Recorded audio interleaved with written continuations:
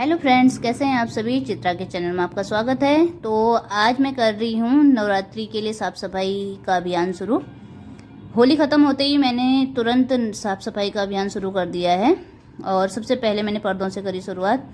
सारे ही कमरों के पर्दे धोए पहले, उसके बाद से बेडशीट चेंज करी। इसमें होली का रंग भी गिरा हुआ था, तो ये साफ़ सफाई के तौर पर ज़रूरी भी था, बेडशीट चेंज करनी थी।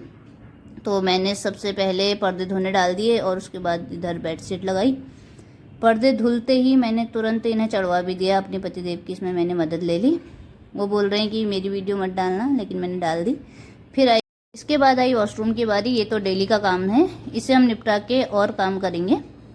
बस ये निपटते ही हमने करा रसोई का काम शुरू। इतनी देर में भाभी ने सारे बर्तन धो के फिर हमने काम शुरू किया। सारे ही डब्बे बर्तन आज हमने धोने थे और गंदा जो भी हो रहा था वो सब साफ़ करना था। धूल जमा हुई थी, सब निकालनी थी। वैसे तो किचन की सफाई होती रहती है, लेकिन एक अच्छे से, जैसे हम दीपावली के समय में सफाई करते हैं, वैसे ही नवरात्रि पे भी सफाई करते हैं। क्योंकि माता रानी का आवाहन करना है तो सबसे पहले घर की साफ़ सफाई बहुत ज़रूरी है।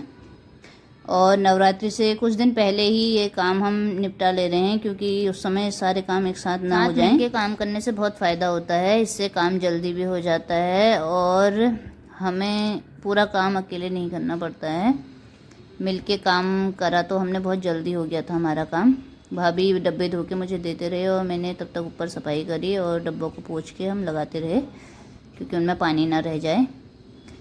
तो बस आज हमने किचन का काम करना था। इसमें जो भी हमें समय लगा तो हमने पूरा समय दे के अच्छी से इसकी साफ़ सफाई करी। अभी हमारे पास नवरात्रि के लिए समय बचा हुआ है, तो हम धीरे धीरे अपना काम कर रहे हैं। सारा काम एक साथ ही ना हो, इसीलिए हमने पहले से शुरुआत कर दी है।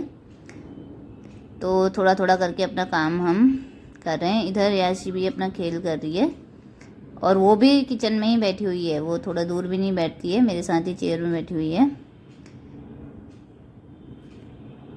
बस किचन का तो आज फाइनली काम हो चुका है। इसी बीच मीशो से मैंने कुछ सामान मंगाया था, तो वो ऑर्डर भी आ गया। तो बीच में हमें ब्रेक भी मिल गया। हमने सामान ओपन करके हमने कहा इसी वीडियो में हम इसे भी ले लेते हैं। तो क्या क्या मंगाया है मैं इस वीडियो में दिखा रही हूँ। ये मैंने यासी के लिए मंगाया है, इंडिया का मैप। ये खेलेगी और थोड़ा कुछ सीखेगी भी। फिर मैंने और भी पार्सल जो मंगाए थे उन्हें भी ओपन किया। इसमें मैं अभी आपको दिखा रही हूँ क्या क्या है। एक तो मैंने यासी के लिए घर पर चॉकलेट बनाने के लिए मंगाया हुआ है। इसके लिए चॉकलेट घर पे ही बनाना चाहती थी, तो ये मुझे अच्छा लगा, मैंने मंगा लिया।